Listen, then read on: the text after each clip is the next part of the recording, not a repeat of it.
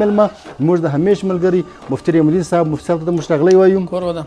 مفتي رحیم الدین صاحب ماشاءالله ښه استاد هم دی او ډېر ښه عالم دین هم دی او نن په پسرلي کې د ده چې کوم پوهنه ده د ده چې کوم زده کړه ده زموږ د ټولنې سره دغه زموږ زنانې چې دي دوی خو وایي د غیبت هم ډېر کوي او دوی د کوچنیانو ته شراوي هم ډېر کوي. نو زموږ اسلام او موږ ته په دې باره کې زموږ شریعت موږ ته په دې حواله کې کوم احکامات راکړي دي په هغه کې موږ لږ ښه ښه رمی غواړو. بسم الله الرحمن الرحیم. ضیا صاحب ډېره مهرباني. ضیا صاحب ډاکټر صاحب وویله چې موږ دا د ژبې چې کوم کمال دی په دې خبر سو پر الله باندې زموږ ټرسټ نور زیات سي. جزاک الله. دغه خو زموږ ایمان دی الحمدلله. نو هغه به زه د قرآن په رڼا کې لږ تاسو بیان کوم. ماشاءالله سوره رحمان چې الله پاک بیان کوي الرحمن علم القرآن خلق الانسان علمه البیان. په دې کې الله پاک اول د انسان د پیدایش خبره وکړه. خلق الانسان انسان پیدا کړ. دغه باندې په انسان کې ډېرې کوالټیانې دي ډېر صفتونه دي لیکن په هغو ګردو کې الله پاک د ژبې د ګویایي په ژبه چې کومه خبره کېږي دغه یې بیان علمه البیان. الله پاک انسان ته د وینا توفیق ورکوي ور زده کړي بیان.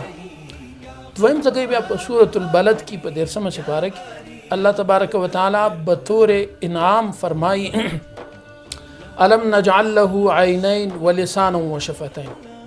موږ د دې انسان ته سترګې ورکړې ولسانا وشفتین و هغه ته مې ژبه ورکړه وشفتین او ده ته مې شونډان ورکړو.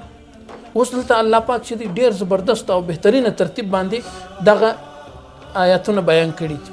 اول یې ژبه بیان کړې ده د هغه بعد یې شونډان بیان کړي ماشاءالله چې خالي ژبه بیان شوې وای دا ژبه بې کابو هم استعمالېده لیکن د هغو د ګرفت دپاره د هغو د کور دپاره چې ژبه به څنګه کوریږي کنټرولیږي د هغه دپاره الله وویل وشفتین شونډان مې هم د انسان ته ورکړو ماشاءالله. هغه یو بزرګ وای دا ژبه چې دا په اردو کې ګات ورته وای په پښتو کې په یو کډي کې وای یو پټ شعر دی چې ناست د هر انسان ژبه ماشاءالله. دا موقع غواړي چې پر کومه موقع باندې پر چا حمله وکړي دا نو چې کوم انسان د دې ژبې مالک تر څو پورې چې د خبره نه کړي دغه د ژبه به د په اختیار کې لفظونه به د په اختیار کې لیکن چې د کله خبره وکړه چې اره خبره یې کړي کې ښه کړې وه کې بده کړې د خبرې بعد بس بیا د خپل لفظو تابع سو بیا به د هغه لفظو ګټه هم خوري یا به د هغه لفظو سزا دی خوري. په دغه باندې زموږ د معاشره کې خلک د نکاح قبولیت هم په دې باندې کوي او برته الله دې هر مسلمان وساتي هغه طلاق هم په دې لفظ باندې راځي. اوس ګوره هغه بزرګ خبره ټیک سوله چې دا په پنجره کې یا په خپله کمره کې یو شعر دی پټ دی هغه ګوري چې یو حمله په چا وکړي دغه چې کوم سړی د دې ژبې مالک دی هغه به یې سنبالوي یا خو به دی د ډېرې ګټې سره مخامخ کړي یا به د ډېر نقصان سره مخامخ کړي.